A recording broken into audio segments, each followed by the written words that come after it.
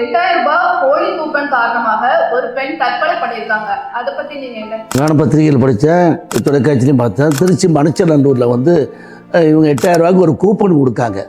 அந்த கூப்பன் பார்த்தீங்கன்னா அதை கொடுத்தாலும் அந்த 8000 ரூபாய்க்கு அங்கே போய் பொருள் வாங்கிக்கலாம் அப்படிங்கிற மாதிரி அதை அவங்க கொடுத்துருக்காங்க. அதுவும் அந்த பெண்ணுக்கு கிடைக்கலன்னு அந்த பிள்ளை வந்து திமுககாரங்கிட்ட போய் கேட்காங்க, எனக்கு கிடைக்கல, எப்படி கொடுக்காம இருக்கீங்க அப்படின்னு சொல்லி கேட்கும்போது வாக்குவாதம் பண்ணி அந்த பிள்ளையை தாக்கி அந்த பிள்ளை வந்து தற்கொலை பண்ணிக்கிட்டு. இவங்க ஆட்சியில் எத்தனையோ தற்கொலை நடக்கு, எத்தனையோ கற்பழிப்பு சம்பவம் இதெல்லாம் நடக்கு.